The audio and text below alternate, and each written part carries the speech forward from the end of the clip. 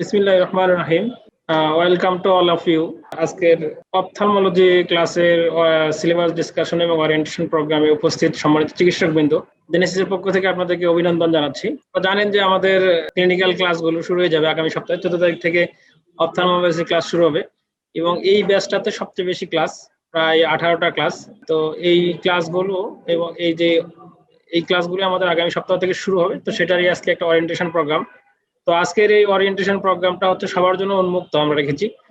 এটা আমাদের জেনেসিস পেজে এন্ট্রান্স পেজ থেকে লাইভ হচ্ছে। তো অনেকে আমাদের সাথে লাইভেও যুক্ত হয়েছেন এবং আমাদের যারা ভর্তিকৃত ডক্টর আছেন তারা আমাদের সাথে জমে যুক্ত হয়েছেন। তো আপনাদেরকে আমি অনুরোধ করব যে আপনারা আজকের প্রোগ্রামটা খুবই গুরুত্বপূর্ণ, কারণ আমরা ফাউন্ডেশন ব্যাচগুলোর যে ওরিয়েন্টেশন গুলো করি ওখানে ওইভাবে আমাদের সিলেবাসটা ডিসকাশন হয় না। ওখানে আমরা দেখা যাচ্ছে মেইন ফ্যাকাল্টি যেগুলো সার্জারি, পেডি, গাইনি, এই ফ্যাকাল্টি গুলো একটু বেশি আলোচনা করে থাকি।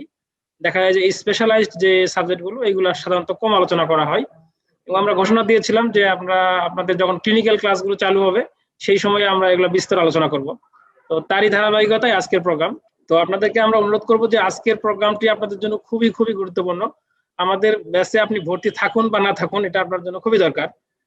আমরা মনে করি যে পার্ট 1 পরীক্ষায় ভালো করার সবচেয়ে মূল মন্ত্র হচ্ছে যে আপনার কতটুকু লাগবে, কি জিনিস লাগবে, কোন পেপারে কি আসবে, এই বিষয়গুলো একটু ক্লিয়ার করা এবং এই বিষয়গুলো একদম স্পেসিফিক্যালি জানা। যেমন আমাদের অনেকেই জানে না, বিসিপি সিলেবাসটা ভালোভাবে স্টাডি করে না, বা দেখা যায় যে সিলেবাসের সাথে পড়ার কোরিলেশন করতে পারেন না। এই জন্য দেখা যায় যে অনেক পড়াশোনা করার পরেও দেখা যায় যে আশানুরূপ রেজাল্ট হয় না। এই জন্য আমি আপনাদেরকে বলবো যে আপনাকে আপনার টপিকসটা ভালোভাবে জানতে হবে, আপনার সিলেবাসটা আপনাকে সঠিকভাবে জানতে হবে এবং সিলেবাসের সাথে নিজের পড়াগুলো সমন্বয় করতে হবে। আজকের ক্লাসটা হচ্ছে সেই জন্য যে আজকে আপনারা আমাদের একদম পেপার ওয়াইজ ডিসকাশন হবে, কোন পেপারে কি লাগবে না লাগবে একটা আইডিয়া আপনাকে দেওয়া হবে। আজকে এটা শেষ না, আমাদের যারা ভর্তিকৃত ডক্টর আছেন তাদের জন্য আমরা ধারাবাহিকভাবে বিভিন্ন আমাদের ক্লাস হবে। ক্লাসে মেন্টররা আপনাদেরকে ক্লাসেই বলে দিবেন যে এই টপিকস থেকে এই জিনিসটা লাগবে, এই টপিকস থেকে এই জিনিসটা লাগবে। কিন্তু আজকে শুরুতেই স্টার্টিং এ আপনার কোন জিনিসগুলো লাগবে সেটা একটা হাইলাইট আজকে দেখানো হবে এবং আশা করি আপনি এখান থেকে অনেকগুলো ক্লু পেয়ে যাবেন আপনাকে কিভাবে পড়াশোনা করতে হবে। তো এই পর্যায়ে আমরা আর কথা বাড়াবো না, আপনাদের সাথে আমাদের আজকে পেপার 1, 2, 3 এই তিনটায় ডিসকাশন হবে এবং ফাইনালি আমাদের কিছু ঘোষণা থাকবে, সেই ঘোষণাগুলো দিয়ে আমরা আজকে প্রোগ্রাম শেষ করব। আর আপনাদেরকে আমরা রিকোয়েস্ট করব, যেহেতু এটা জুমে প্রোগ্রাম, আপনারা চেষ্টা করবেন মিউট থাকার জন্য এবং মিউট থাকার চেষ্টা করবেন। যদি কোনো বিষয় আপনার কোয়ারি থাকে, কোনো কিছু জানার থাকে, আপনি রেইজ হ্যান্ড করে আমরা যখন প্রশ্ন করার সুযোগ দিব তখন আপনি প্রশ্ন করবেন। আর যদি তার আগে আপনি কোনো কোশ্চেন করতে চান তাহলে আমাদেরকে ওই যে মেসেজ দিয়ে রাখবেন, সেই মেসেজের আমরা রিপ্লাই দেওয়ার চেষ্টা করব। আর হচ্ছে যে মেন্টর যখন আলোচনা করবেন তখন আপনারা একটু চেষ্টা করবেন যে নিজেরা একটু অফ মিউট থেকে আলোচনাটা ভালোভাবে শোনার জন্য চেষ্টা করবেন। শোনার পরে মেন্টরের যখন নির্ধারিত পেপার 1 শেষ হবে তখন বা পেপার 2 শেষ হবে তখন আমরা আপনাদেরকে ওই পেপার 1 রিলেটেড কোনো কিছু জানার থাকলে সেই কোশ্চেন আপনারা করবেন। তো শুরু থেকে শেষ পর্যন্ত আপনারা মনোযোগ সহকারে আজকে ক্লাসটি দেখবেন। ইনশাল্লাহ আপনারা সবাই এখান থেকে ভালো একটা উপকার পাবেন এবং আপনি আগামী 6 মাসে যে প্রিপারেশন নেবেন সেটার জন্য একটা পাথর হিসেবে কাজ করবে। তো আমরা আর কথা বাড়াবো না, আজকে আমাদের নির্ধারিত যে মূল আকর্ষণ সিলেবাস ডিসকাশন, সেই সিলেবাস ডিসকাশনে পেপার 1 এর সিলেবাস ডিসকাশন নিয়ে আসতেছেন ডাক্তার আনিলা আফরিন। আমি ডাক্তার আনিলা আফরিনকে অনুরোধ করতেছি তার নির্দিষ্ট যে পেপার 1, এই পেপার 1টা ডিসকাশন করার জন্য। থ্যাংক ইউ আরশাদ ভাই। আমি ডাক্তার আনিলা আরিফিন। আমি 2018 এর জুলাই সেশনে এফসিপিএস পার্ট 1 কমপ্লিট করেছি অপথলমোলজিতে। তো যারা ভয় পাচ্ছেন তাদের জন্য ভয় কিছু নাই। আমি আলহামদুলিল্লাহ মাত্র 6 মাসে আমার মানে ক্লিনিক্যাল এবং হলো গিয়ে ফিজিওলজি আর অ্যানাটমিটা আমি শেষ করেছি আলহামদুলিল্লাহ। আর বেসিকটা আমি পড়েছি তার আগের 6 মাসে। তো আপনারা যদি 6 মাস মনোযোগ দিয়ে পড়েন ইনশাল্লাহ কোনো সমস্যাই হবে না। আর যাদের ফ্যামিলি প্রবলেম আছে বা ছোট বাচ্চা আছে তাদের জন্য বলতেছি, যদি আপনারা সিলেবাস ওয়াইজ পড়েন আর ইনস্ট্রাকশন গুলো ফলো করেন মেন্টরদের, তাহলে ইনশাল্লাহ এটা আপনাদের জন্য কোনো কঠিন ব্যাপার হবে না। আপনারা একটু সিলেবাসটা কালেক্ট করে একটু গুলাবেন ফার্স্টে। তো পেপার 1, পেপার 2, পেপার 3, হ্যাঁ 3টা পেপার। প্রত্যেকটা পেপার হলো গিয়ে 100 মার্কস এবং প্রত্যেকটা পেপার ইচ পেপারে 50 কোশ্চেন থাকে। হ্যাঁ 50 কোশ্চেনের মধ্যে 25টা হলো গিয়ে সিঙ্গেল বেস্ট আনসার করতে হবে আর বাকি 25টা ট্রু ফলস মানে এমসিকিউ নরমাল। তো সিঙ্গেল বেস্টটা তো অবশ্যই ভালোভাবে প্রত্যেকটা ক্লাস শেষে একটা এক্সাম হবে, সেখানে আপনারা এক্সামগুলো দেখলে বুঝতে পারবেন সিঙ্গেল বেসগুলো কিরকম হয়। তো আমি শুধু আজকে একটু সিলেবাসগুলো নিয়ে বলতেছি। হ্যাঁ, সিলেবাসের পেপার 1 এর যেটা হয় যে অ্যানাটমি, হ্যাঁ পেপার 1টা হলো অ্যানাটমি। অ্যানাটমিতে আপনারা কিভাবে পড়বেন, এটা হলো গিয়ে 60% হলো অকুলার অ্যানাটমি, 60% হলো অকুলার অ্যানাটমি দিয়ে কভার হবে, আর rest of the 40% general anatomy. এখন জেনারেল অ্যানাটমি নিয়ে অনেকে ভয় পায় যে কি পড়বো, অ্যাবডোমেন পড়বো, থোরাক্স পড়বো, কি পড়বো না, আপনারা শুধুমাত্র হেডনেক এইটা খুবই ভালো মতো পড়বেন। এবং জেনেসিসে যে জেনারেল ব্যাচের ক্লাসগুলো হয় হেডনেক, ওটা খুবই ভালো পড়ানো হয়, হেডনেকটা ভালো, আপনাদের অনেক দক্ষতায় চলে আসবে ইনশাআল্লাহ। এবং হেডনেক থেকে আপনার 40%-এর মধ্যে 30%ই কভার হয়ে যাবে হেডনেকটা যদি আপনি ভালো মতো পড়েন।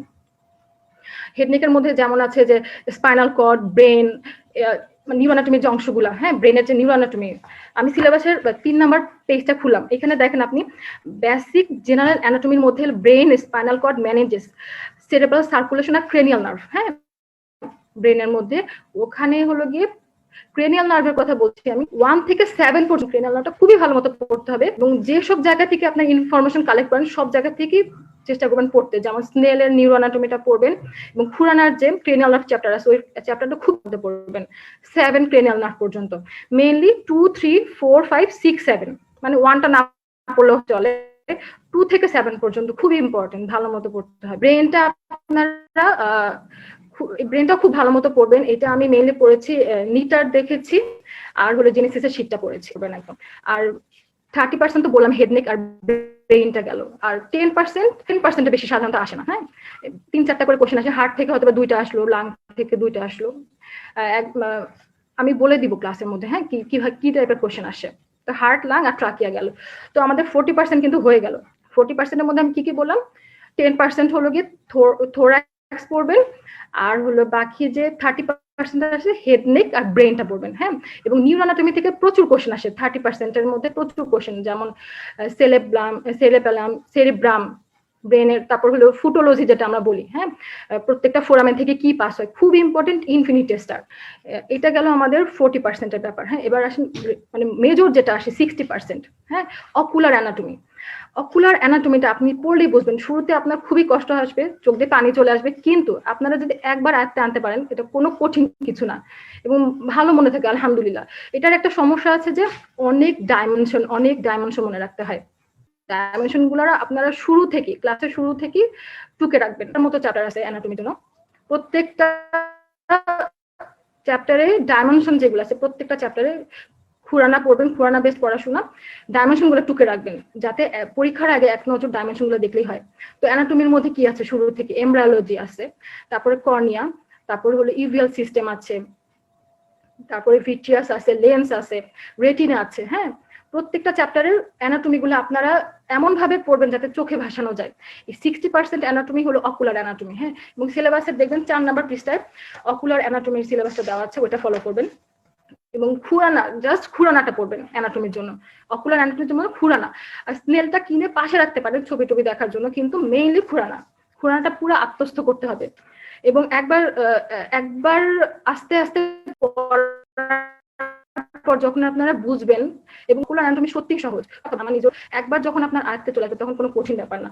তো আমি যেটা বললাম আর কি, ফার্স্টে তো কর্নিয়ার স্ক্লেরা পড়বেন, এখানে অনেক ডাইমেনশন আছে, সব ডাইমেনশন গুলো একটা খাতায় লিখবেন।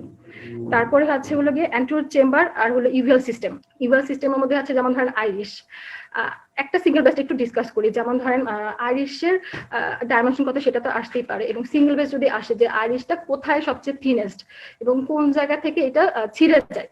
তো আইরিশের তো কয়েকটা পার্টই আছে, পিপুলারি পার্ট, তারপর হলো গিয়ে সিলিয়ারি পার্ট, তারপরে রুট আছে। এখন কোন জায়গা থেকে ছিঁড়ে যায়, 5টা তো দিবে স্টেম, রুট থেকে ছিঁড়ে যায়, মানে এইভাবে সূক্ষ্ম ভাবে পড়তে হবে আপনাদেরকে। হ্যাঁ, কোন জায়গায় সবচেয়ে বেশি ট্রমা হয় আইরিশে এটা জানতে হবে।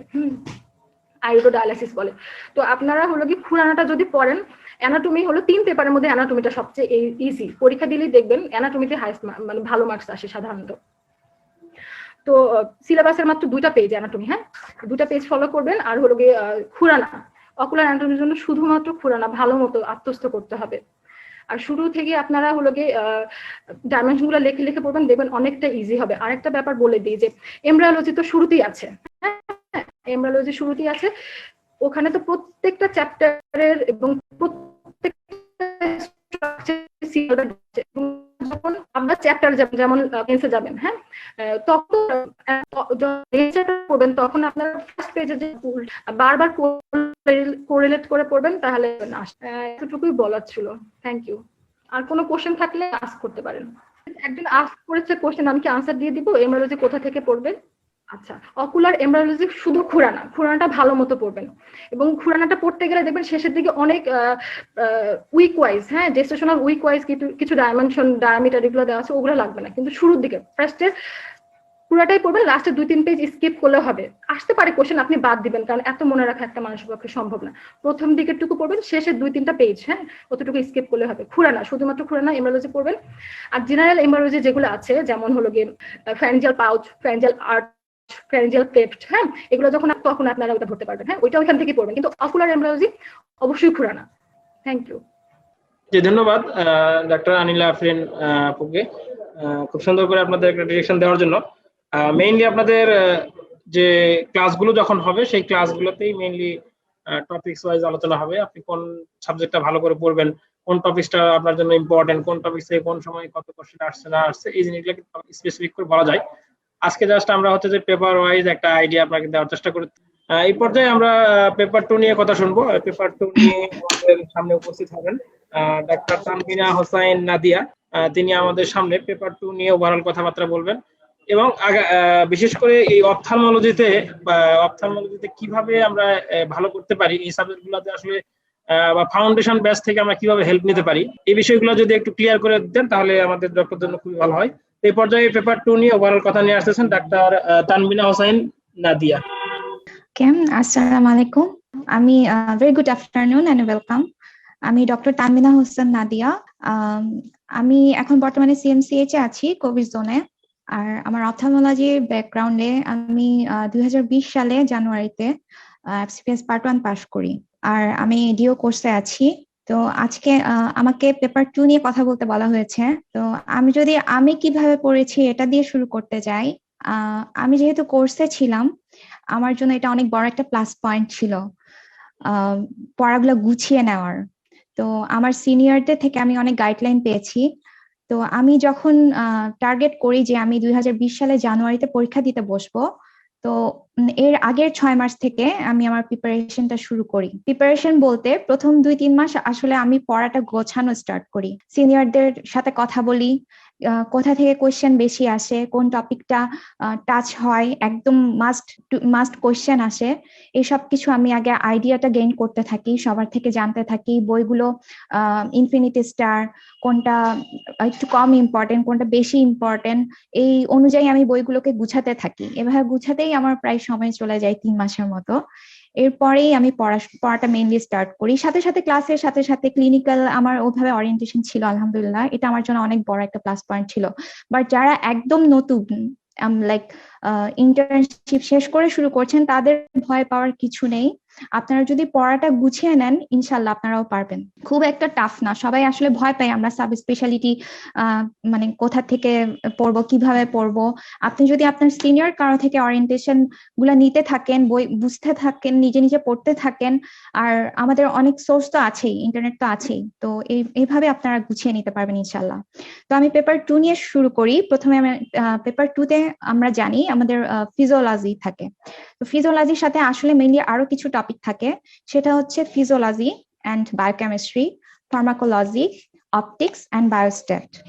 তো এখানে সবচেয়ে বেশি ফোকাস করা হয় ফিজিওলজিতে। ফিজিওলজিতে প্রায় আমাদের অকুলার এবং জেনারেল এই 2 ভাগে ভাগ করা থাকে, যেখানে অকুলার থেকে কোয়েশ্চেন আসে প্রায় 15 থেকে 18টা, আর যেখানে জেনারেল থেকে কোয়েশ্চেন আসে প্রায় 8 থেকে 12টা। তো প্রথমে আমি জেনারেল পার্টটাই বলি। জেনারেল পার্টে সবাই টেনশনে পড়ে যায় যে আসলে অকুলার পার্ট পড়বো না জেনারেল পার্ট পড়বো। তো দেখা যায় জেনারেল পার্টটা আমাদের আগে থেকেই পড়া থাকে এমবিবিএস লেভেলে, হয়তো কিছু বেসিকের প্রবলেম থাকে। তো যখন আপনি এগুলো আবার পড়া শুরু করবেন, এগুলা আসলে মনে পড়তে থাকে। তো এখানে স্পেসিফিক কিছু টপিক আসলে টাচ করতেই হয়। তো ওই জিনিসগুলো পড়ে গেলে ইনশাল্লাহ আপনি কভার করতে পারবেন। আর এখানে সিলেবাস অনুযায়ী আমাদের কোন কোন সিস্টেম থেকে মাস্ট কোয়েশ্চেন আসে, এর মধ্যে ফার্স্ট হচ্ছে nervous system. Must must must nervous system থেকে অবশ্যই কোশ্চেন আসবে, এবং সেন্ট্রাল নার্ভাস সিস্টেম। আমরা তো জানি ফিজিওলজি এন্ড বায়োকেমিস্ট্রি মানে ফিজিওলজিতে থাকবে কিভাবে ফাংশন হয়, তো ফাংশনটাই খুব ভালোভাবে ডিটেলসে পড়তে হবে। আর বায়োকেমিস্ট্রি বলতে কম্পোজিশন গুলা। এখানে নার্ভাস সিস্টেম আমি যখন ক্লাসে পড়াবো তখন ডিটেলসে বলবো ইনশাল্লাহ। আর আর কি কি সিস্টেম থেকে আসে, cardiovascular, respiratory system, endocrine system, এইগুলো মাস্ট, এখান থেকে একটা দুটো কোশ্চেন হবেই। এছাড়া renal and fluid and electrolytes, এইসব থেকে কোশ্চেন থাকে, এই সিস্টেমগুলো থেকে মাস্ট টাচ করবে। এছাড়া আমাদের এরপর যদি আমি অকুলার চলে যাই, অকুলার ফিজিওলজি থেকে প্রথমে আমি বলি কোন বইটা আপনাকে পড়তে হবে। বই আমরা মেইনলি ফলো করি খুরানার anatomy and physiology of I.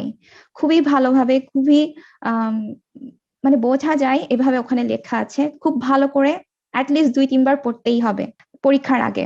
Anatomy and physiology of the I এই বইটা ফলো করবেন। এবং কানস্কের অপথলমোলজি, ক্লিনিক্যাল অপথলমোলজি বইয়ের ইন্ট্রোডাক্টরি কতগুলা কথা থাকে, ওখান থেকে কোশ্চেন আসে, তারা দেখা যায় ওখান থেকেই দেন। তো ওইটা মাস্ট করবেন। জাস্ট ইন্ট্রোডাকশনে যেসব অ্যানাটমি অ্যান্ড ফিজিওলজি কথাগুলো থাকে ওগুলো মাস্ট জানতে হবে। আর স্যাররা বলেন সবসময় যে অ্যাটলার্স ফিজিওলজি অফ দ্য আই এই বইটা পড়তে হবে, কিন্তু দেখা যায় খুরানা পড়তেই আমরা হিমশিম খেয়ে যাই। তো আমি যেভাবে পড়েছি আর সিনিয়রদের কথা মতো অ্যাটলার্স ফিজিওলজি অফ দ্য আই থেকে আমরা অ্যামাউন্ট, কম্পোজিশন, এইসব জিনিসগুলো একটা জায়গায় আলাদা করে লিখে রেখেছি, কেননা স্যাররা অ্যামাউন্ট অ্যান্ড কম্পোজিশন এসব অ্যাটলার্স ফলো করেন। তো জাস্ট এই কিছু কিছু লাইক কিছু অল্প জিনিস যদি আপনি আলাদা করে রাখেন তাহলে ইনশাল্লাহ প্রিপারেশন নিতে অনেকটা ইজিয়ার হবে। এবার আসি অকুলার ফিজিওলজি থেকে কি কি পড়বেন। অকুলার ফিজিওলজির যদি আমি টপিক ওয়াইজ বলি, খুব ইন ডিটেলসে যাব না, আমি জাস্ট টপিকগুলো টাচ করে যাই। আমাদের বিসিপিএস এর যে সিলেবাসে যা আছে, বাইরে থেকে ভেতরে যদি আমরা যাই তাহলে আমাদের পড়তে হবে eyelids, lacrimal apparatus, cornea, sclera, conjunctiva, aqueous humour, then lens, vitreous, pupil, then আরো আছে আমাদের অ্যাকোমোডেশন। অ্যাকোমোডেশন খুবই পছন্দ স্যারদের, অ্যাকোমোডেশন থেকে অবশ্যই অবশ্যই অবশ্যই কোশ্চেন আসবে।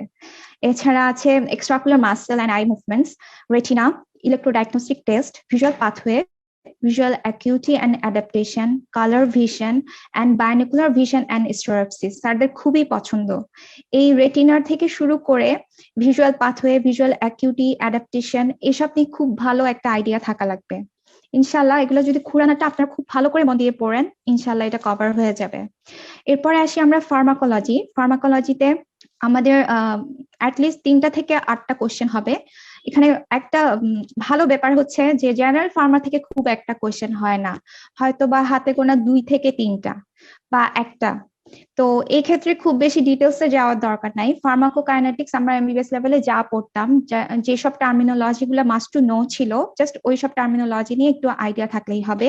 এখানে মেইনলি ফোকাস করে সারা অকুলার ফার্মাকোলজির উপর। তো অকুলার ফার্মাকোলজির মধ্যে আমাদের যে আছে কি কি টপিক আছে, এর মধ্যে হচ্ছে ocular anaesthetics, visco elastics and anti glaucoma drugs must to know, এখান থেকে অবশ্যই কোয়েশ্চেন আসে। এছাড়া ট্রিটমেন্ট অফ অকুলার ইনফেকশনস, বিভিন্ন অ্যান্টিবায়োটিক্স গুলা, এখান থেকে কোয়েশ্চেন আসে। কোন অ্যান্টিবায়োটিক কোন ব্যাকটেরিয়ার জন্য বেশি ভালো কাজ করে, এই টাইপের কোয়েশ্চেন আসে। এছাড়া treatment of uveitis, anti inflammatory drugs, miotics, mydriatics, cycloplegics must must must, থেকে অবশ্যই কোয়েশ্চেন আসে। এছাড়া ইমিউনোসাপ্রেসিভস এন্ড কেমোথেরাপিউটিক্স এজেন্টস, এগুলোর নাম, এগুলা কিভাবে কাজ করে, এগুলো জানলেই হবে। এছাড়া আছে অপটিক্স। অপটিক্স থেকে আমি যেবার পরীক্ষা দিয়েছি প্রায় 7 থেকে 8টার মতো কোয়েশ্চেন আসছে। তো অপটিক্সটাও ভালো করে পড়তে হয়, ভয় পাওয়ার কিছুই নাই, এগুলা একটু সময় লাগে, বাট একবার দুইবার পড়তে পড়তে আপনার ইনশাল্লাহ এগুলো আয়ত্তে চলে আসবে। আর এখানে খুব একদম খুব বেশি ডিটেলস পড়তে হবে তা না, কয়েকটা টপিকের খুব বেশি ডিটেলস পড়তে হবে। তো এই জন্য আপনারা বই ফলো করবেন অ্যাল ক্লিন্টনের ক্লিনিক্যাল অপটিক্স এবং প্রফেসর এম এ মতিন স্যারের যে বইটা আছে অপথলমিক অপটিক্স, এই দুটো বই ফলো করলেই ইনশাল্লাহ হয়ে যাবে। তো এখানে টপিক্স এর ক্ষেত্রে প্রথমে light, properties of light, reflection of light, refraction of light, এগুলো নিয়ে খুব ভালো আইডিয়া থাকতে হবে। এছাড়া লেন্সের কোথায় কোথায় ইমেজ তৈরি হয় এখান থেকে অবশ্যই কোশ্চেন আসে, এই জিনিসগুলো খুব ভালোভাবে বুঝে। এছাড়া টোটাল ইন্টারনাল রিফ্লেকশন, প্রিজম, আর যেটা আগেই বলছি must to no, accommodation must এখান থেকে স্যাররা খুবই পছন্দ করেন এবং এখান থেকে স্যাররা কোশ্চেন দেন। এছাড়া আমাদের এমেট্রোপিয়া, প্যাথোলজিক্যাল অপটিক্যাল ডিফেক্ট যেগুলো আছে আমাদের, লাইক মায়োপিয়া, হাইপারমেট্রোপিয়া, স্টিগম্যাটিজম, এগুলো নিয়ে খুব ভালো আইডিয়া থাকতে হবে, এবং অ্যানাইসোমেট্রোপিয়া। এছাড়া আরেকটা যেটা মাস্ট টু নো, প্রেস বায়োপিয়া, এটা থেকেও কোশ্চেন আসে। এরপর আমরা সবার শেষে চলে যাই বায়োস্টেট থেকে ইউজুয়ালি 2 থেকে 3টা কোশ্চেন আসে, দেখা যায় একটা এমসিকিউ থাকে অথবা একটা সিঙ্গেল বেসড কোশ্চেন থাকে, তো একটা বা 2টা আসে, তো এটাও পড়তে হবে। তো এটার পড়ার ক্ষেত্রে টপিকগুলো বিসিপিএস এর সিলেবাসেই দেওয়া আছে, এবং এটা নিশ্চয়ই আমাদের এখানে বেসিক সাবজেক্টে যারা ক্লাস করবেন ওখানেই স্যাররা আলাদা করে পড়িয়ে দিবেন ইনশাল্লাহ।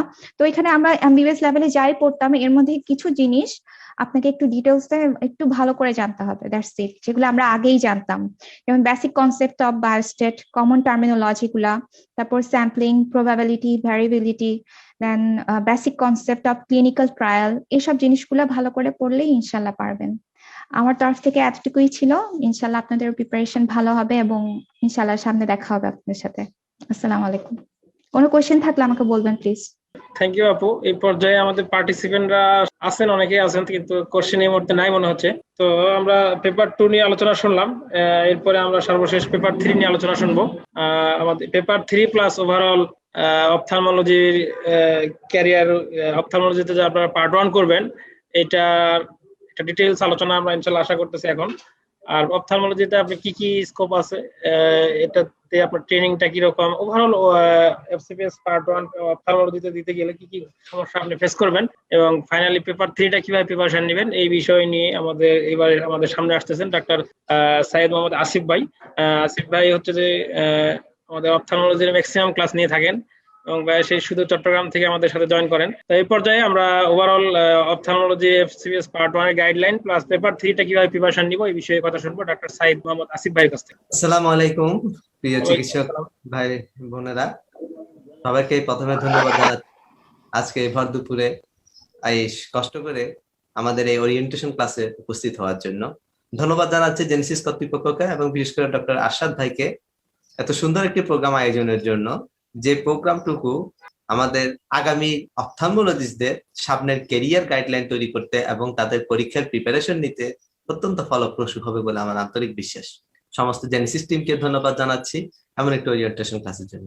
এবং প্রথমে আমি এই মুহূর্তে ধন্যবাদ জানাচ্ছি আমার 2 সহকর্মী, 2জন মেধাবী মেন্টর এবং চৌকস, যারা সুন্দরভাবে পেপার 1 এবং পেপার 2 সম্পর্কে বিস্তারিত বুঝিয়েছেন। আমি আজকে পার্টিসিপেন্টদের অনুরোধ জানাবো, তাদের যদি পেপার 1 এবং পেপার 2 নিয়ে আরো কিছু প্রশ্ন থাকে আপনারা প্রয়োজনে তাদের ইনবক্স করতে পারেন। তারা অত্যন্ত আন্তরিক এই 2 মেন্টর, এবং তারা মেধাবীও বটে। তারা আপনাদের পাশে সর্বত্র রয়েছেন এবং আপনাদের সে অজানা প্রশ্নগুলোকে তারা উত্তর দিবেন। ধন্যবাদ জানাচ্ছি ডক্টর আনিল আফরিনকে এবং ডক্টর নাদিয়াকে, যে এত সুন্দরভাবে এই পেপার 1 এবং পেপার 2 কে সকলের সামনে তুলে ধরার জন্য। এই মুহূর্তে আমি আসছি পেপার 3 নিয়ে। আসলে পেপার 3 এর গাইডলাইনও অনেকটা পেপার 1 এবং পেপার 2 এর মতোই, তবে এখানে যে বিষয়টুকু আপনারা জানেন যে পেপার 3 তে এটা 35-65 এর মধ্যে ধরতে পারেন, যে 65% আসবে ধরা যায় কানস্কি থেকে, অর্থাৎ ওকুলার প্যাথোলজি থেকে, এবং 35% to 40% আসবে আপনার general pathology and others related থেকে। আমি যদি প্রথমেই 35% এর হিসাবে যদি চলে যায় যে জেনারেল প্যাথোলজি থেকে আসলে কি আসতে পারে, এই নিয়ে যদি আপনাদের যদি চিন্তার কোনো কারণ নেই, প্রথম হচ্ছে যেটা সহজ সলিউশন হচ্ছে আপনারা বেসিক আপনাদের স্ট্রং থাকতেই হবে। সেক্ষেত্রে বেসিকের জন্য আপনারা জেনেসিসে যে বেসিক বেসে আপনারা ভর্তি হয়ে যাবেন এবং বেসিক বেসটাকে কন্টিনিউ করবেন, তাহলে ওই 35% নিয়ে আপনারা একেবারে টেনশন ফ্রি থাকতে পারবেন। কারণ জেনেসিসের বেসিক বেসগুলোতে যতগুলি ক্লাস হয় এবং যেভাবে তারা মডেল টেস্ট নেয়, এটা আপনার বেসিক ফাউন্ডেশনকে অত্যন্ত স্ট্রং করে ফেলবে। তারপর এখন ওকুলার প্যাথোলজি রিলেটেড আমার কি কি জেনারেল থেকে বেশি আসতে পারে অপথলমোলজিতে, এই বিষয়ে একটু ছোট্ট আলোচনা করব। সেটা হচ্ছে ধরেন আপনার প্রথমে এখানে এই প্যাথোলজির মধ্যে আবার 2 ভাগে ভাগ হয়ে যায়। একটি ভাগ হচ্ছে আপনার জেনারেল প্যাথোলজি, আরেকটি ভাগ হচ্ছে সিস্টেমিক প্যাথোলজি। সিস্টেমিক প্যাথোলজিতে আসি পরে, জেনারেল প্যাথোলজি থেকে কি আসে, মূলত বেশি আসে জেনারেল প্যাথোলজি থেকে, ওই 35% এর ভিতরে।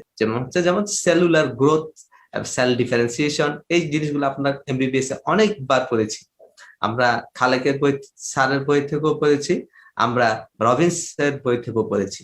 সেই বই থেকে আপনি এমবিবিএস এর যেখান থেকে পড়েছেন ওই পড়াটুকুকে আপনি রিক্যাপ করবেন, পাশাপাশি জেনেসিসের ওই ক্লাসগুলোকে করলে, জেনেসিসের শীটের সাথে একটু সমন্বয় করলে আপনার পড়াটুকু কভার হয়ে যাবে ইনশাআল্লাহ।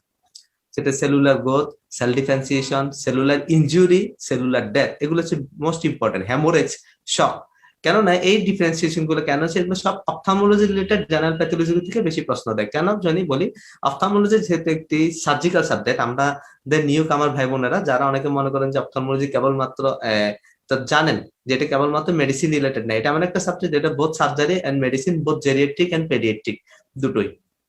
তো এই সাবজেক্টে আপনার যে সার্জারির সাথে যেসব টপিকস গুলোকে কভারেজ করে, যেমন ধরেন যেমন সেলুলার গ্রোথ, সেল ডিফারেন্সিয়েশন, এগুলি হচ্ছে সব টিউমার রিলেটেড ঘুরে ফিরে। তারপর যেহেতু ওকুলার অসংখ্য টিউমার আমাদের শরীরে হচ্ছে, ওকুলার টিউমারের শেষ নাই, সেহেতু এই রিলেটেড কোয়েশ্চেন গুলো স্যারদের খুব পছন্দ। একইভাবে সেলুলার ইনজুরি, সেলুলার ডেথ, তাও রিলেটেড। ইনফ্লামেশন এন্ড রিপেয়ার, এটাও আপনার ওকুলার ইনফ্লামেশনের সাথে রিলেটেড, যার কারণে জেনারেল ইনফ্লামেশন থেকে আপনার কষ্ট দিচ্ছে। একইভাবে ধরেন আপনার যে ওকুলার ট্রমা থেকে, ওকুলার ট্রমার সাথে আমার জেনারেল ট্রমা, যে ট্রমার যে প্যাথোলজি গুলো আছে, যেমন ইস্কেমিয়ার যে প্যাথোলজি গুলো আছে, ইনফ্রাকশনের যে প্যাথোলজি গুলো আছে, প্রতিটাই ইম্পর্টেন্ট। কেননা ইস্কেমিয়া ইনফেকশন, আমাদের জেনারেল প্যাথোলজির যে ইস্কেমিয়া ইনফেকশন, সেটা হচ্ছে চোখের ইনফেকশন ইস্কেমিয়া হচ্ছে। যেমন আপনার সিআরভি আপনারা সামনেই পড়বেন, central retinal occlusion, central retinal blade occlusion, এগুলো সব ইস্কেমিয়া ইনফেকশন রিলেটেড। তো আপনার জেনারেল প্যাথোলজিতে ইস্কেমিয়া ইনফেকশন থেকে কোশ্চেন দিচ্ছে।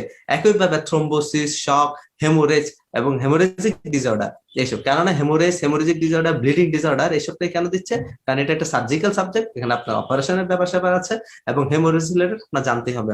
পাশাপাশি আপনার জেনারেল প্যাথোলজিতে দেখবেন ক্যালসিয়াম মেটাবলিজম এবং যে আপনার টোটাল সার্কুলেশন ক্যালসিয়ামের, এটা ইম্পর্টেন্ট। কেন ইম্পর্টেন্ট? কারণ ক্যালসিয়ামের সাথে আপনার মেটাবলিজমের সাথে চোখের অনেকগুলি কাজ রিলেটেড জড়িত, কারণ অ্যাকশন পটেনশিয়ালের বিষয়গুলি জড়িত রয়েছে এবং বডিতে হাইস্ট অ্যাকশন পটেনশিয়াল করে কিন্তু ওকুলার অপথ্যালমিক মাসেল তথা আইলিড মাসেল, সবচেয়ে বেশি বডিতে মুভমেন্ট হয়, যার কারণে এই রেগুলেশনটা স্যারদের অত্যন্ত পছন্দের একটা বিষয়।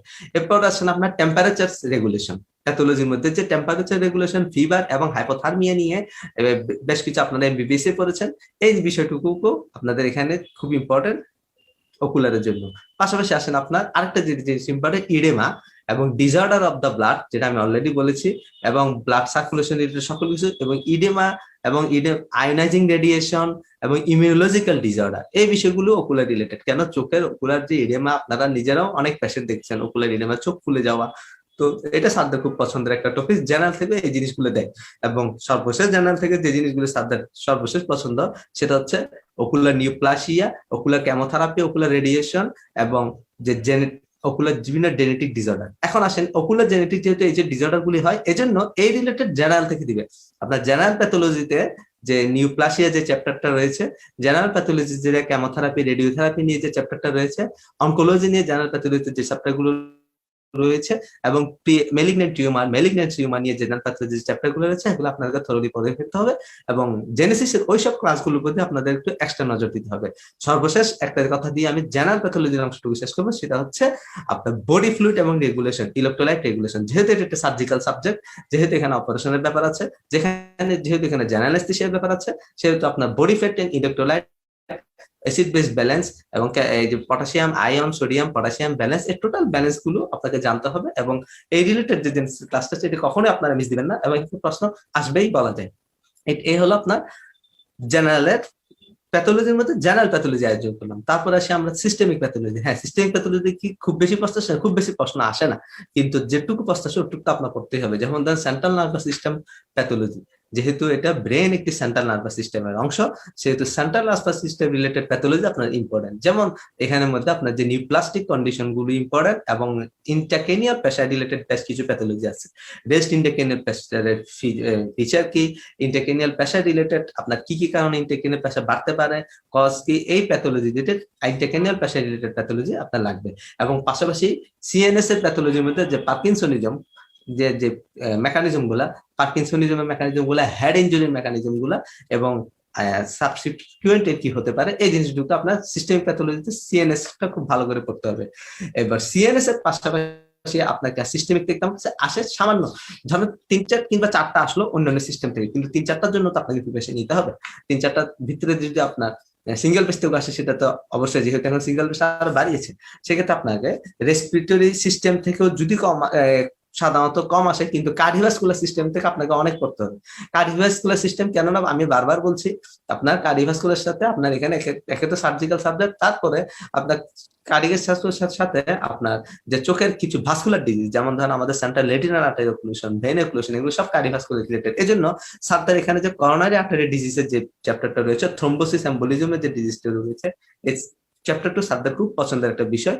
এবং যেহেতু বললাম যে টিউমার রিলেটেড এখানে আপনার প্যাথোলজি স্পেসিমেন আপনি বিভিন্ন জায়গায় পাঠাচ্ছেন, ওকুলার প্যাথোলজির স্পেসিমেন গুলো, এই জন্য এই স্পেসিমেন আমাদের যেহেতু পাঠাতে হয়, এই জন্য স্যাররা সবসময় ফ্রোজেন সেকশন, বায়োপসি এবং বায়োপসি রিলেটেড যেসব প্রশ্নগুলো রয়েছে, histopathology, biopsy, aspiration, cytology related যে স্পেসিফিক যে চ্যাপ্টারটা রয়েছে, ওটা আপনাদের জন্য খুবই ইম্পর্টেন্ট, এই জিনিসটা আপনাকে পড়তেই হবে। এবং এরপরে চলে আসেন আপনাদের যে ইমিউনোলজি, আমরা যে বহুকাঙ্ক্ষিত ইমিউনোলজি আমরা এমবিবিএস সবাই কম বেশি ভালো করে পড়েছি। যদি কোনো কারণে মিসও হয়, আপনার এই পোস্ট গ্রাজুয়েশনে এসে ইমিউনোলজি ক্লাস কখনো মিস দিবেন না, জেনেসিসের ইমিউনোলজি ক্লাসটা ভালো করে করবেন। এই ইমিউনোলজি থেকে আপনার প্রশ্ন একটা থাকবেই, কমপক্ষে একটি, একাধিকও থাকতে পারে।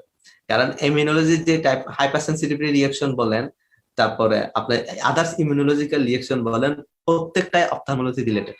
এই জন্য আপনার ইমিউনোলজি, অটোইমিউন রিঅ্যাকশন এবং অটোইমিউন রিঅ্যাকশন ছাত্র খুব পছন্দ, কেননা চোখে অনেকগুলি অটোইমিউন ডিজিজ আছে, তার মধ্যে যে graves ophthalmology, thyroid I disease, এগুলি হচ্ছে একেবারে কমন অপথলমোলজিক্যাল কিছু ডিসঅর্ডার, যার কারণে স্যাররা অটোইমিউন ডিজিজ থেকে, ইমিউনোডেফিসিয়েন্সি ডিজিজ থেকে স্যাররা খুবই প্রশ্ন করে, এবং এটা স্যারদের একটা কমন।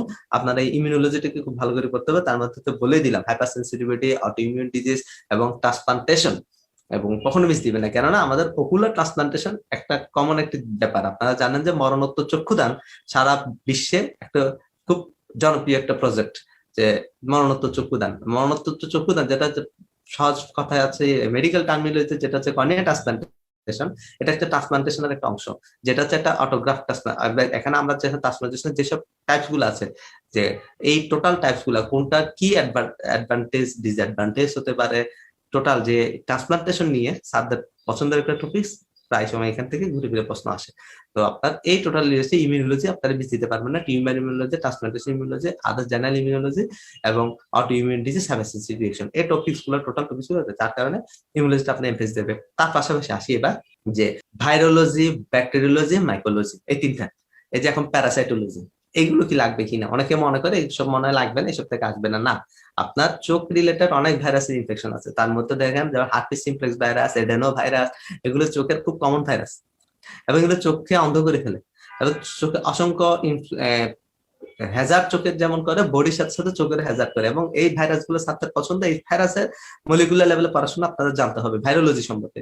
যেমন ধরেন সব ভাইরাস আপনার হয়তো পরীক্ষা লাগবে না, জেনারেলি ভাইরোলজি যত একটা বড় যে ক্লাসটা হবে অ্যাজ ইউজুয়াল, সব অন্যান্য টপিকস এর তারা যেভাবে পড়বে এভাবে হয়তো আপনার টোটাল ভাইরোলজি সব প্রয়োজন নেই, কিন্তু ওগুলো রিলেটেড অনেকগুলি ভাইরাস আমাদের খুবই ইম্পর্টেন্ট, যার কারণে ভাইরোলজিকে আপনি মিস দিয়ে যেতে পারবেন না। তার মধ্যে যেটা বললাম বারবার, adeno virus, herpes simplex virus, এই জাতীয় ভাইরাস কিছু ভাইরাস। এই জন্য আপনাকে ভাইরাসের ক্যারেক্টারিস্টিক, রেপ্লিকেশন ভাইরাস, এইসব ভাইরাস গুলো কোন জাতীয়, ডিএনএ ভাইরাস না আরএনএ ভাইরাস, তাদের রেপ্লিকেশন কি হয়, এই বিষয়গুলো আপনাকে জানতে হবে। পাশাপাশি প্যারাসাইটোলজি গুলো আপনাকে জানতে হবে, কেননা এখানে টক্সোপ্লাজমা এবং লেশমেনিয়া, এই বেশ কিছু প্যারাসাইট আছে যেগুলো চোখ রিলেটেড, যার কারণে আপনার প্যারাসাইটোলজি করতে হবে। মাইক্রোলজির মধ্যে কি নাই, হ্যাঁ, আমাদের সমাজে, সোসাইটিতে চোখের যে ইনজুরি, অকুলার ইনজুরি, বিশেষ করে গ্রামাঞ্চলে যে ধানের ক্ষেতের বাড়ি খেয়ে আসে, মাছের বাড়ি খেয়ে আসে, এগুলি সবই মাইক্রোলজি রিলেটেড। এই জন্য আপনাকে মাইক্রোলজিও করতে হবে। আপনাকে যে ক্যান্ডিডা, আপনাকে অ্যাসপারজিলাস, এইসব মাইক্রোলজি গুলো কোন প্রকৃতি একটু হলেও আপনাকে পড়ে যেতে হবে মাইক্রোলজিতে, কারণ একটা প্রশ্ন মাইক্রোলজি থেকে দেয় সাধারণত। আপনি হয়তো বলতে একটা প্রশ্ন দেন, এই জন্য এই ভাইরোলজি, মাইক্রোলজি, প্যারাসাইটোলজি গুলো আপনি আগে পড়ে ফেলতে হবে। পরীক্ষার আগে রাতে বসে এগুলি পড়ার সময় পাবেন না, কারণ আপনার কানস্কি নামক একটা বিশাল বাইবেল অফ অপথলমোলজি রয়ে গেছে আপনার রিভাইসের জন্য, এই জিনিসগুলো পড়ে ফেলবেন। এবার আসি আরেকটি যে আমাদের আনপ্যালেটেবল যে বিষয়টা আসবে, 2 থেকে 3টি প্রশ্ন, সেটা হচ্ছে এপিডেমিওলজি। একটু আগে আমার ব্রিলিয়ান্ট সহকর্মী ডক্টর তানবিনা নাদিয়া অলরেডি বলেছিল একটা কথা, যে বায়োস্ট্যাটিস্টিক্স এর কথা। বায়োস্ট্যাটিস্টিক্স আসবে আপনার পেপার 2-তে, এন্ড পেপার 3-তে আসবে এপিডেমিওলজি। এই জিনিসটা আপনাদের খেয়াল করতে হবে, যেহেতু দুইটাই কমিউনিটি মেডিসিন, পড়াটুকু আপনাকে 2 ভাগে ভাগ করে নিতে হবে। আপনার মাথায় ঘুরবে, ঘুরপাক খাবে এবং প্যাচ করে ফেলবেন যে দুইটাই মনে হয় একই দিনে এরকম। কিন্তু প্রথমে এখন পড়ার সময় আপনি সবই একসাথে পড়বেন, কিন্তু পরীক্ষার আগে এপিডেমিওলজি আসবে সাধারণত পেপার 3-তে এবং বায়োস্ট্যাটিস্টিক্স গুলো আসবে পেপার 2-তে। এই জিনিসগুলো আপনাকে ভাগ করে ফেলবেন এবং এপিডেমিওলজি না পড়ে পরীক্ষায় যাবেন না। কোশ্চেন আসবেই, দুটা কোশ্চেন এপিডেমিওলজি থেকে আসবেই। তাহলে সেই এপিডেমিওলজি থেকে টোটাল ডিটেলস কি পাবেন যখন আপনারা জেনেসিসের এপিডেমিওলজি কাজটুকু মিস দিবেন না। এই যে আপনার একটা জেনেসিসের একটা ভালো একটা ক্লাস হয় জেনারেল বেচে এপিডেমিওলজি এন্ড বায়োস্ট্যাটিস্টিক্স নিয়ে, ওই ক্লাসটুকু আপনারা কখনো মিস দিবেন না। এটা আপনাদের বেশ উপকৃত হবেন বলে আমার বিশ্বাস এবং সেটা আপনার ভালো কাজ দিবে। এবার আসি আমাদের সে কাঙ্ক্ষিত যে টোটাল অকুলার প্যাথোলজি নিয়ে। অকুলার প্যাথোলজিতে তো আপনি বুঝতেই পারছেন যে কানেস্কি অত্যন্ত একটা ইম্পর্টেন্ট বিষয় এবং কানেস্কি না পড়ে তার পরীক্ষা যাওয়া যাবে না। বিষয় হচ্ছে কানেস্কি থেকে কতটুকু পাবেন, কানেস্কি থেকে কতটুকু পাবেন সেটা আমরা আমাদের মেন্টররা আমরা সকলে চেষ্টা করবো আপনাদেরকে ক্লাসের পরে জিনিসগুলোকে গুছিয়ে দিতে। আমরা যখনই যে ক্লাসটা নিব আমরা সেই ক্লাসগুলোকে আপনাদের জন্য গুছিয়ে দিব, কানেস্কির ইম্পর্টেন্ট টপিক গুলো আপনাদের জন্য গুছিয়ে দিব ইনশাআল্লাহ। ওটা নিয়ে আপনাদের তেমন টেনশনের কিছু নেই, কোনো প্যারেশানিরও কিছু নেই। আপনার শুধু যেটুকু গুছিয়ে দিব ওটুকু থ্রো বারবার রিভাইজ দিবেন এবং বিভিন্ন কোশ্চেন সলভ করবেন। আমাদের জেনেসিসে আপনাদের জন্য রেগুলার প্রতিটি ক্লাসের পরের ক্লাসের আগে প্রথমে মডেল টেস্টের ব্যবস্থা রয়েছে। এইসব মডেল টেস্ট গুলো কখনো প্রিপারেশন ভালো থাকুক খারাপ থাকুক মডেল টেস্ট গুলো মিস দিবেন না। আপনি যদি প্রিপারেশন খুবই খারাপও থাকে, ধরেন কোনো কারণে পারিবারিক কোনো সমস্যা, তো আদার্স যেহেতু সবাই এখানে কোনো সমস্যা থাকতে পারে, পড়াশোনা করতে পারেন নাই এই সপ্তাহে কোনো কারণে, তাই বলে যে ঠিক আছে পরীক্ষা দিব না, এই কাজটা করবেন না। পরীক্ষা দিয়ে দিবেন। পরীক্ষা না পারাটাও হচ্ছে যে আপনার জন্য একটা স্ট্রোকিং এবং তখন সেটা আপনার এই নলেজকে আবার বারবার রিক্যাপ করাবে। তো এই পরীক্ষাগুলোতে অ্যাটেন্ড করবেন এবং সব প্রত্যেকটা টপিকস পড়ার পরে আমরা গাইডলাইন করবো। এছাড়াও নিজস্ব পড়ার বাইরেও আপনারা বাহির বিভিন্ন প্রকার আপনারা জানেন বিভিন্ন গ্রুপগুলোতে যে অপথলমোলজি অনেকগুলো গ্রুপ আমাদের অনলাইনে সক্রিয়, বাংলা বক্স গ্রুপ আছে, বিভিন্ন রকমের গ্রুপ যে সক্রিয় আছে, সেখানে যে বিভিন্ন মাধ্যমে এমসিকিউ গুলো দেয় ওগুলো নিজে নিজে সব ওগুলো ওখানে অ্যান্সার দেওয়ার চেষ্টা করবেন। এছাড়াও আপনার যে এমসিকিউ যে বিভিন্ন রকমের যে প্যাথোলজি রিলেটেড যেসব এমসিকিউ বইগুলো আছে এগুলো মাঝে মধ্যে সলভ করার চেষ্টা করবেন, তাতে আপনার ব্রেন ডিক্যাপ হবে। একই কোশ্চেনকে নানান ভাবে নিজের ব্রেন স্টর্মিং করবে। আর আমাদের জেনেসিসের তো রেগুলার এক্সাম আছেই, ওটা তো দিবেনই। তো এইভাবে যখন করবেন, কারণ কেন এই জায়গায় আমাদের অপথলমোলজিতে যে সমস্যাটুকু সবচেয়ে বেশি হয় সেটা হচ্ছে তারা একটা নির্দিষ্ট গাইডলাইন পড়ার পর তাদের অন্যভাবে যখন প্রশ্নগুলি আসে কিংবা তখন তারা অনেকেই পাজল হয়ে যায় স্টুডেন্টরা এক্সাম হলে গিয়ে। কারণ এখন অপথলমোলজি একটা সাব স্পেশাল সাবজেক্ট এবং এখানে নানানভাবে প্রশ্ন হতে পারে এবং এটা বিশাল একটা জগৎ। আমরা যারা যেসব ভাই বোনেরা প্রথমবার অপথলমোলজিতে এসেছেন, ফ্রেশার যারা মনে করছেন যে অপথলমোলজি ইজি মনে করে এসেছেন, তারা একটু মনে হয় ভুলের মধ্যে আছেন। অপথলমোলজি একটা বিশাল জগৎ, এর ভিতরে প্রায় 14টা সাব ব্রাঞ্চ আছে এবং আপনার কোশ্চেন যারা করবে তারা এই 14টা সাব ব্রাঞ্চের স্যাররাই করবে আপনার প্রশ্ন। তো যেসব যে স্যার কর্নিয়ার, সে স্যার কর্নিয়াকে এমফেসিস করে প্রশ্ন করবে, প্যাথোলজি এই যে কানস্কি থেকে যে স্যার অকুলোপ্লাস্টি রিলেটেড থেকে কমপ্লিট করবে, এক্ষেত্রে অকুলোপ্লাস্টি রিলেটেড যখন প্রশ্ন করবে তিনি অবশ্যই সেখানে গ্রেয়ার প্যাথোলজি থেকে বেশ কিছু প্রশ্ন নিয়ে আসবে। বিশেষ করে ধরেন যে অকুলার প্যাথোলজির মধ্যে আপনার basal cell carcinoma, squamous cell carcinoma, choroidal tumour, malignant melanoma, retinoblastoma, মেমোরিয়াল কার্সিনোমা, এই 6টা কার্সিনোমা সারা গ্রেয়ার থেকেও দেয়। তো আপনারা গ্রেয়ার প্যাথোলজি আপনারা ওই সময় প্যারেশানি কোনো কিছু নাই, আমাদের যিনি ক্লাস নেবেন তিনি এইসব জিনিসগুলো আপনাকে জিস্ট করে আপনার কাছে আমরা সহজভাবে উপস্থাপন করার চেষ্টা করব এবং ইম্পর্টেন্ট টপিক গুলো অন্যান্য বই থেকে গ্রেয়ার থেকে হোক যেখান থেকে হোক এই জিনিসগুলো আপনার কাছে আমরা পরিবেশন করব। কিন্তু আপনার এই পড়াটুকু কিন্তু যেটুকু বোঝাচ্ছি যে অপথলমোলজি তে এসেছেন পড়ার ইজি, এই জিনিসটুকু মনে করার কোনো কারণ নেই। পরিশ্রম কম হবে এটাও মনে করার কোনো কারণ নেই। আপনাকে এই টোটাল 14টা সাব ব্রাঞ্চের স্যাররা যেহেতু প্রশ্ন করবে আপনি বুঝতে পারছেন যে পড়ার জগৎটা অনেক বড়, আপনাকে পড়াশোনা নিয়মিত করতে হবে এবং জেনেসিস সর্বস্তক আপনাদের পাশে রয়েছে। আপনারা পড়তে পড়তে অনেক সময় এক্ষেত্রে আপনারা একটা কমন প্রবলেম যে ফেস করবেন, আমি যেটা বললাম যে এমবিবিএস আপনি অপথলমোলজিতে একটু কম পড়েন, স্বাভাবিক এটা বিষয় যে তখন অপথলমোলজি একটু কম পড়া হয়। কিছু গাইড বই থেকে, বাজারের কিছু গাইড বই থেকে আমরা সামান্য অল্প কিছু পড়ে পরীক্ষাটা কোনো মতে এক্সাম কভার করার মতো দেওয়া হয় এবং যেটা সত্যি বাস্তবতা অপথলমোলজি স্যাররা একটু লিবারেল, সব জায়গায় অপথলমোলজি একটু লিবারেল সাবজেক্ট। তো অপথলমোলজি স্যাররা লিবারেল হওয়াটা প্রত্যেকে চেষ্টা করা হয় এমবিবিএস একটু ক্লিয়ার করে দিতে, কেননা ওদিক দিয়ে আপনার জেনারেল সার্জারি, অপথলমোলজি, ইএনটি অনেকগুলি সাবজেক্ট রয়ে যায়, যার কারণে অপথলমোলজি চেষ্টা করে স্যার কিছু বেসিক জিনিস পারলে ক্লিয়ার করে দিতে। এই কারণে অপথলমোলজিতে পড়াটাও কম হয়। কিন্তু অপথলমোলজির বিশাল সমুদ্র আপনি এখন ডুব দিয়েছেন। যেহেতু বিশেষ করে আজকের অনুষ্ঠান যারা উপভোগ করছেন তারা নিঃসন্দেহে অপথলমোলজিতে ক্যারিয়ার করবেন এই মানসিকতা নিয়েই তো এসেছেন, নতুবা এত কষ্ট করে ভর দুপুরে আপনারা এই প্রোগ্রাম অ্যাটেন্ড করতেন না। তো এখন যেহেতু এই সাগরে ডুব দিয়েছেন, তাহলে আপনাকে ধরে নিতে হবে যে বিবিএস আপনি যেটুকু অল্প পড়েছেন সেটা আসলে এই সাবজেক্ট আসলে অতটুকু সীমাবদ্ধ নয়। ওটা মূলত স্যাররা আপনি অন্যান্য ব্রাঞ্চ গুলো পাস করে, জেনারেল সার্জারি আদার্স পাস করে আসলে অপথলমোলজি আপনাকে ক্লিয়ার করে দেয়, চাই আপনি পার পেয়ে যান, আপনি ডাক্তার হয়ে যান, ওটা চাইবিতে হয়। এবং তার মধ্যে ইন্টারনিউ আপনি করেছেন কম, মাত্র 5 দিন, সর্বোচ্চ 6 দিন সর্বোচ্চ, কেননা 7 দিনের ইন্টারনিতে একদিন একটা ফ্রাইডে পরে, আর বাকি থেকে 6 দিন, এর ভিতরে সরকারি বন্ধ পড়লে ওই 6 দিনের মধ্যেও 2-3 দিন মিস হয়ে যায়। তাহলে ইন্টারনিউ করা হয় অপথলমোলজি সর্বোচ্চ করলে 5 দিন।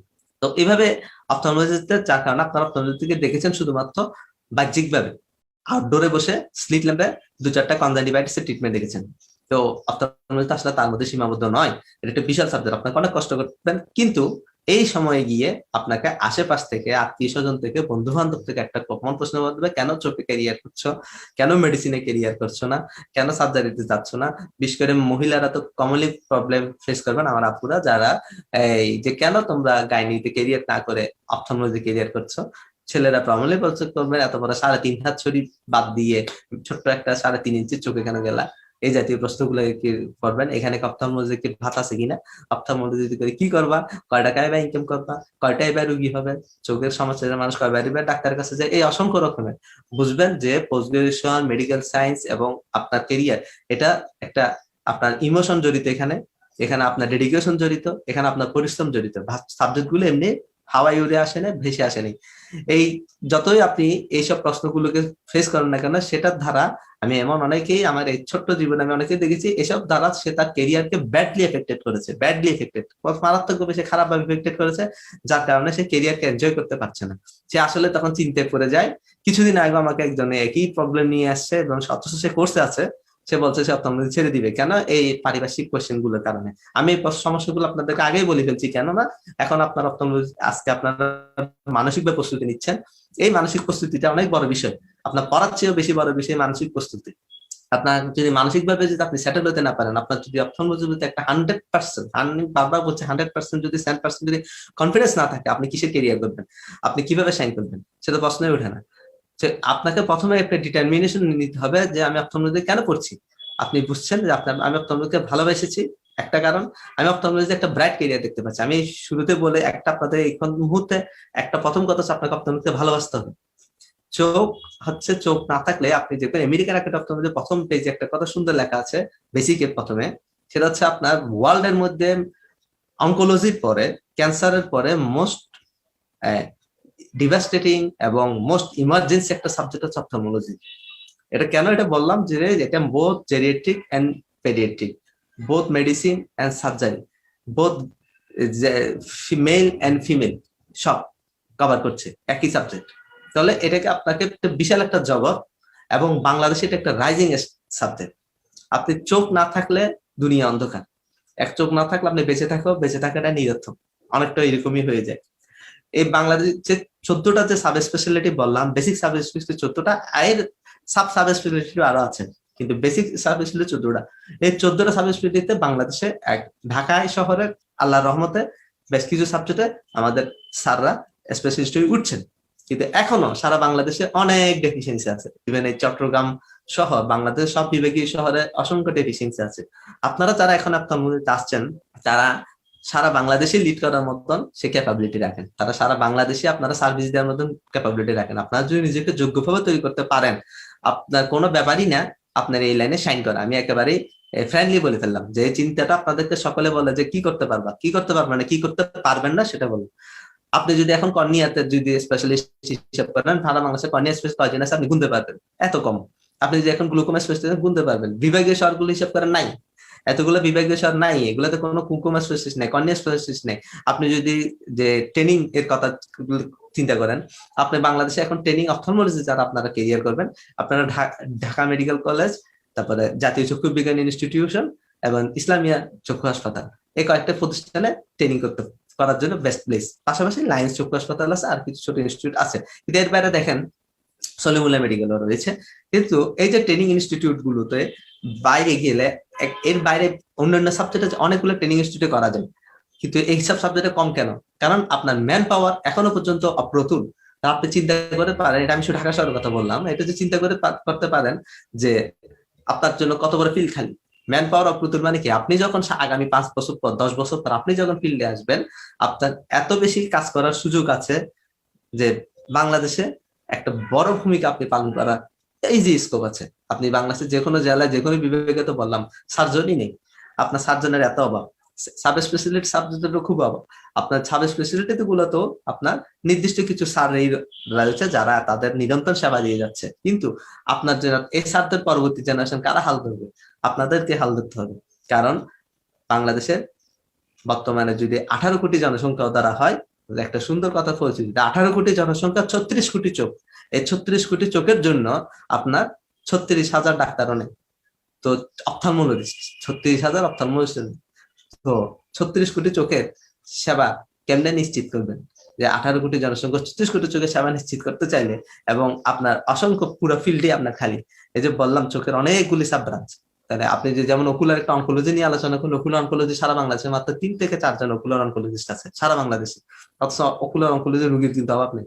তো এইভাবেই আপনার প্রতিটি সাবজেক্টে আমি আর এটি নিয়ে আপনাকে একটু উদাহরণ দিলাম যে বিস্তর কাজের ক্ষেত্র এখানে রয়েছে। এখানে কাজ করে আপনি সারা বাংলাদেশ আপনার যেই সেন্সে আপনার আত্মীয় স্বজন আপনার কলিগের আপনাকে বুঝাতে চায় যে এই সাবজেক্টে কি করবা, আপনি তাদেরকে বলবেন এই সাবজেক্টে কি করবো না সেটা বলো।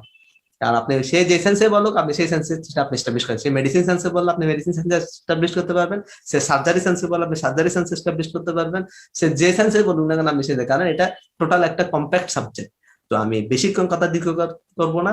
এই দুপুর বেলা আপনারা অনেকে হয়তো বা না খেয়েও আছেন, অনেকে হয়তো একটু বিশ্রাম নেবেন, অনেকের কাজ রয়েছে। আমি এটুকুই বলতে চাই, যারা অপথলমোলজি ক্যারিয়ার করবেন টোটাল মেন্টাল স্যাটিসফ্যাকশন নিয়ে আসেন এবং পড়াশোনা একেবারে রিল্যাক্স মোডে করেন।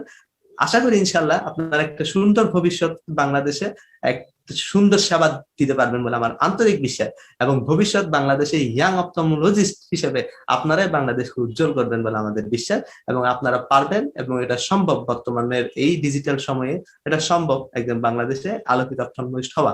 সকলের জন্যই শুভকামনা রইল। আপনারা আসুন, অপথলমোলজিতে আসুন, এবং জেনেসিস আমাদের এই জেনেসিস পরিবার আমাদের পাশেই আছে।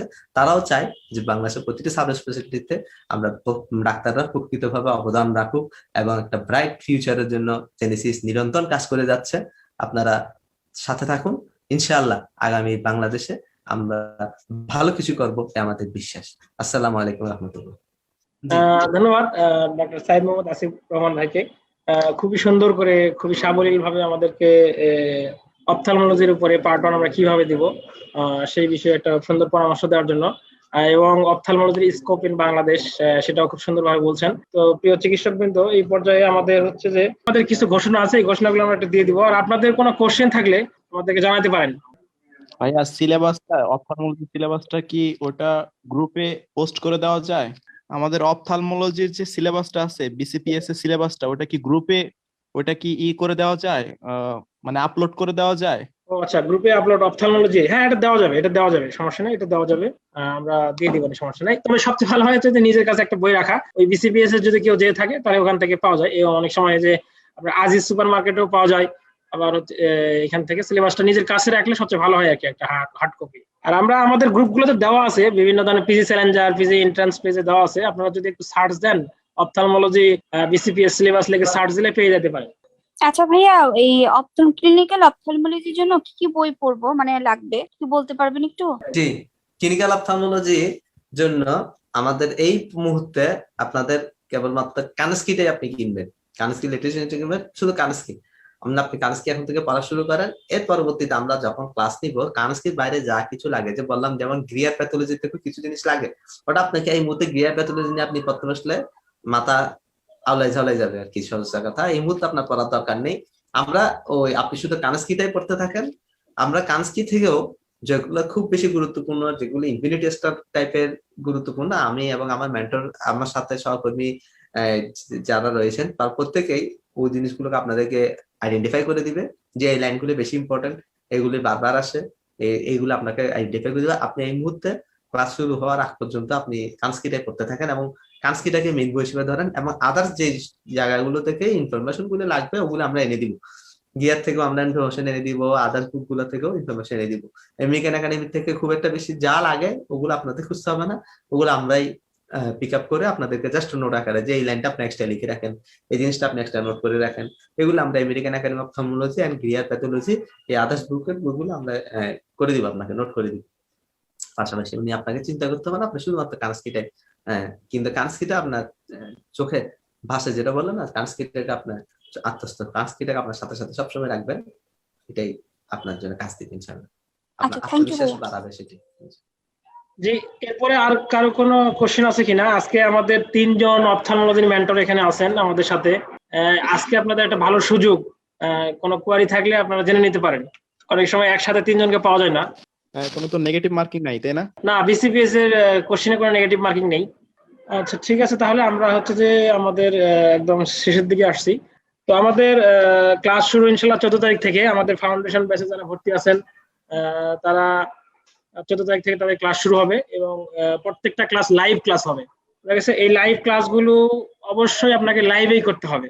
আমাদের অনেক ডক্টর আছেন যে বলেন যে আমাদের ওই সময় ডিউটি থাকে, এ থাকে, সে থাকে, অনেক কিছু অভিযোগ করেন, কিন্তু আসলে এটা আপনার লাইভ রাখা হয়েছে এই কারণে যে এগুলো হচ্ছে মূল টেক্সট বই থেকে আপনাকে দাগিয়ে দাগিয়ে পড়ানো হবে। তো আপনি যদি এই জিনিসটা যদি সরাসরি মেন্টরের সাথে ইন্টারঅ্যাক্ট না হন, আপনি যদি তাহলে এই বিষয়গুলো আপনি ওভাবে বুঝবেন না রেকর্ড ক্লাস দেখে। তো রেকর্ড ক্লাস হলে তো আর এই লাইভ করার কোনো দরকার ছিল না। এই জন্য আমি এটা সিরিয়াসলি বলতেছি, আপনারা হচ্ছে যে আমাদের রুটিন দেওয়া আছে, এই রুটিনটা আপনারা ফলো করবেন এবং এই টাইমে আপনাদের যাবতীয় ডিউটি কাজ কর্ম সব থেকে আপনারা দূরে থাকবেন। এবং একটা দুটো অ্যাক্সিডেন্টালি আপনার না মিস হয়ে যাইতে পারে, একটা ক্লাস দুইটা ক্লাস, সেই ক্লাসটা অবশ্যই আপনারা আপনাদের এসআইএফ এর রেকর্ডেড ভিডিও পাবেন। সেই ভিডিও পেতে আপনাদের 3-4 দিন সময় লাগবে। মানে এটার জন্য অনেকে অস্থির হয়ে যায় যে একটা ক্লাস মিস করে ফেললাম, এই ক্লাসটা এখনো পাচ্ছি না কেন। তাহলে একটা ভিডিও যখন লাইভ ক্লাস হয় এটার অনেক জিবি মেমোরি থাকে। এই মেমোরিটা এটা হচ্ছে যে ভিডিওটা এডিট করতে হয়, এডিট করে এসআইএফ আপলোড করতে আমাদের সময় লাগে, 3-4 দিন আপনাদের সেক্ষেত্রে সময় লাগবে। এই জন্য আপনারা সবসময় চেষ্টা করবেন যে সবসময় লাইভে অ্যাটেন্ড থেকে ক্লাসগুলো করবেন। এই মানে সরাসরি মেন্টরের সাথে যদি আপনার ইন্টারাকশন হয়, এই ক্লাসটা আপনার সবচেয়ে বেশি ইফেক্টিভ হবে। এবং আপনি দেখবেন যে পরীক্ষার হলে আপনার মনে হবে যে এটা আমাকে বলছিল ভাইয়া এটাই আসছে, এটা আমাকে বলছিল ভাইয়া এটাই আসছে, এরকম আপনি বলতে বাধ্য থাকবেন। এই জন্য আমি আপনাদেরকে রিকোয়েস্ট করবো যে আপনারা আমাদের যে ক্লিনিক্যাল ক্লাসগুলো 18টি ক্লাস আছে, 18টি ক্লাস লাইভ হবে। এই ক্লাসগুলো আপনারা লাইভে অ্যাটেন্ড করবেন। ইভেন এমন আমাদের অভিজ্ঞতা আছে ডক্টরদেরকে ফোন করে আমাদেরকে লাইভে অ্যাটেন্ড করাইতে হয়। মানে এমন অনীহা আপনাদের যে অনেকে আছেন যে বলেন যে এখন পারবো না, ডিউটিতে আছে, সে আছে, এরকম যেন না হয়। আমি আশা করবো যে আপনারা আমাদের সাথে কোঅপারেট করবেন এবং এখান থেকে আপনার সর্বোচ্চ বেনিফিটটা আপনি নেওয়ার চেষ্টা করবেন। এরপরে লাইভ ক্লাসের পরে আমাদের প্রত্যেকটা ক্লাসের পরে একটা করে ক্লাস টেস্ট পরীক্ষা হবে। এই ক্লাস টেস্ট পরীক্ষা দেওয়ার বিষয়ে আপনাদের অনেকের অনীহা আছে, পরীক্ষা দেন না ঠিক মতো, শুধু পড়াশোনা করেন, পরে দেখা যায় যে আপনাদের আশানুরূপ রেজাল্ট হয় না। একটা কথা মনে রাখবেন যে বিসিপিএস এ ভালো করার জন্য, পাস করার জন্য আপনার 50% যদি আমরা 100 ভাগ চিন্তা করি, 50 ভাগ হচ্ছে নির্ভর করতেছে আপনার বেসিকটা ক্লিয়ার করার উপরে, আর 50 ভাগ নির্ভর করতেছে আপনার কোশ্চেন অ্যানালাইসিসের উপরে। আপনি যদি কোশ্চেন পরীক্ষা যদি না দেন, কোশ্চেনের সাথে যদি ওরিয়েন্টেড না থাকেন, কোশ্চেনের ক্লু যদি না বোঝেন, কোশ্চেনের প্যাটার্নটা যদি না ধরতে পারেন, তাহলে কিন্তু আপনার মানে অনেক আছে যে অনেক বেসিক ভালো, খুবই ট্যালেন্ট, কিন্তু দেখা গেছে এফসিপিএস পার্টনার পাস করতে পারতেছে না। ওই খোঁজ নিয়ে দেখা গেছে এরকম যে পরীক্ষাগুলো নিয়ে অ্যাটেন্ড করেনি, বা পরীক্ষার পরে আমাদের এরপরে ক্লাস টেস্ট গেল, ক্লাস টেস্টের পরে আমাদের যেটা হয় একটা সলভ ক্লাস থাকে। প্রত্যেকটা ক্লাস টেস্টের একটা করে সলভ ক্লাস থাকে। এই সলভ ক্লাসগুলো আমাদের খুবই সাজানো গোছানো, পাওয়ার পয়েন্টে প্রত্যেকটা কোশ্চেনের এক্সপ্লানেশন, রেফারেন্স সবকিছু দেওয়া থাকে। অর্থাৎ আপনি অল্প সময়ে আপনার কোশ্চেনের সোর্স, এক্সপ্লানেশন, ব্যাখ্যা সবগুলো আপনি জানতে পারলেন। আপনি নিজে এই কাজটা যদি করতে যান, দেখবেন যে একবার এই বই খুঁজতে হচ্ছে, একবার ওই বই খুঁজতে হচ্ছে, একবার ওই বই খুঁজতে হচ্ছে, আলটিমেটলি দেখবেন আপনার সময় নষ্ট হচ্ছে বেশি। তাহলে আমি আপনাদেরকে অনুরোধ করবো, আপনারা পরীক্ষা তো দিবেন, সাথে সাথে সলভ ক্লাসটাও করে ফেলবেন। এবং পরীক্ষা দেওয়ার জন্য, ক্লাস টেস্ট দেওয়ার জন্য আপনাকে 100% প্রিপারেশন নেওয়ার দরকার নেই। অনেকে আছেন যে আমার তো আরো 2টা টপিক বাদ আছে, পরে পরীক্ষা দিই, এই পরে করতে করতে পরীক্ষা জমতে একসময় মনে হয় থাক পরে আর দিবই না, এরকম মনে হয়। এই জন্য কিছু ল্যাকিংস থাকলেও আপনি পরীক্ষা দিয়ে ফেলবেন, পরীক্ষা দেওয়ার পর সলভ ক্লাসটা করে ফেলবেন। আপনার ওই যে ল্যাকিংসটা ছিল, ওই সলভ ক্লাসটা করার পরে সেটা থাকবে না। আর ফাইনালি আমাদের বলা হয়েছে যে বিসিপিএস এর আদলে আমরা 2টা মক টেস্ট নিয়ে থাকি। শুধু এই মক টেস্ট দেওয়ার জন্য অনেক ডক্টর আছে আমাদের ব্যাচগুলোতে ভর্তি হয়। অর্থাৎ আমরা এমন ভাবে প্রশ্নটা সেট করি অভিজ্ঞ মেন্টর দিয়ে, একদম মনে হবে যে আপনি বিসিপিএস এর পরীক্ষায় দিচ্ছেন। এবং অনেক আমার ডক্টর আমাদের কমেন্ট করছে পাশ করার পরে অনুভূতি শেয়ার করছেন যে তারা পরীক্ষায় মনে হতেছিল যে তারা জেএসএস বসেই পরীক্ষা দিচ্ছেন, এরকম তাদের মনে হয়েছিল। এই জন্য অবশ্যই এই মক টেস্ট গুলা দিবেন এবং এই প্রত্যেকটা মক টেস্টের আবার আলাদা আলাদা সলভ ক্লাস আছে, সলভ ক্লাস গুলো আপনারা করে ফেলবেন। আর সর্বশেষ আরেকটা কথা বলে শেষ করব আমরা, যে কেন এখনই শুরু করবেন। আমাদের অনেক ডক্টর আছেন যে এখনো দ্বিধাদ্বন্দ্বে আছেন যে শুরু আরেকটু পরে করি, বিসিএস তো সামনে আছে, তারপরে 41 বিসিএস আছে, 42 বিসিএস আছে, শেষ করে তারপর শুরু করি, তাহলে আপনি পারবেন না। আমাদের সিলেবাসটা এমন ভাবে দেওয়া আছে, এমন ভাবে সাজানো আছে, যেটার জন্য আপনাকে 6 মাস সময় দিতে হবে। এই 6 মাসের যদি আপনি কম দেন তাহলে কিন্তু আপনি পারবেন না। আপনি যদি আগামী জুলাই সেশনের পার্ট 1 পরীক্ষার্থী যদি হন অপথলমোলজি সাবজেক্টের, তাহলে আপনার জন্যই এই ব্যাচ, মানে এর কোনো বিকল্প নেই। আপনি যদি মনে করেন যে না আমি পরের ব্যাচে ভর্তি হব বা পরে হবো, তাহলে আপনার পড়াটা ওইভাবে হবে না। দেখবেন যে অনেক বেশি পড়া, কিন্তু সময়টা আপনার জন্য অল্প হবে। আমরা কেউই রোবট না, আমরা কেউই মেশিন না, আমরা হয়তো সাধারণ মানুষ, আমাদের একটা ক্যাপাবিলিটি আছে। আমরা মনে করি যে আমরা যেভাবে আমাদের সিলেবাসটাকে সাজিয়েছি, যেভাবে রুটিনটা সাজিয়েছি, এই পড়াগুলো আপনাকে এখন থেকে শুরু করতে হবে। এরপরে শুরু করতে গেলে আপনি বিপদে পড়ে যাবেন। আর এখন যদি আপনি একটু পরে রাখেন, একটু এগিয়ে রাখেন, তাহলে আপনার জন্য ভালো কাজ দিবে। হ্যাঁ ঠিক আছে, আপনি বিসিএস এর জন্য সময় দেন যারা পরীক্ষার্থী আছেন, কিন্তু এটার জন্য আপনার একটু সময় রাখতে হবে। আর ম্যাক্সিমাম ক্লাসগুলো যারা ফাউন্ডেশন বেসে ভর্তি আছেন, আমাদের যে বেসিক ক্লাসগুলো এখন মেইনলি চলতেছে, এই বেসিক ক্লাসগুলো করলে আপনার এগুলো পরীক্ষা দিলে আপনার কিন্তু বিসিএস এর মেডিকেল সায়েন্সের প্রিপারেশন হয়ে যাচ্ছে। তো এই জন্য আমি আপনাদেরকে অনুরোধ করবো যে এখন থেকে শুরু করেন, আর কোনো হেজিটেশন না। আপনি যে অবশ্যই জুলাই পরীক্ষা দিবেন এবং ইনশাল্লাহ কৃতিত্বের সাথে পাশ করবেন, তবে সেই পাশ করাটা নির্ভর করতেছে আপনার এখন থেকে শুরু করার উপরে। তো আমি সবাইকে এই অনুরোধ করবো, আপনারা সিরিয়াসলি এখন থেকে পড়াশোনা শুরু করেন। ইনশাল্লাহ আগামী জুলাই সেশনের যে পরীক্ষা হবে, সেই পরীক্ষা আপনারা অনেক ভালো করবেন, সেই আশাবাদ ব্যক্ত করতেছি। আর আপনাদের এই পথ চলায় জেনেসিস সবসময় আপনাদের পাশে থাকবে, সেই আশাবাদ ব্যক্ত করে আজকে আমরা আমাদের এই ওরিয়েন্টেশন প্রোগ্রাম এবং সিলেবাস ডিসকাশন প্রোগ্রাম শেষ করতেছি। সবাইকে অসংখ্য ধন্যবাদ। আল্লাহ হাফেজ।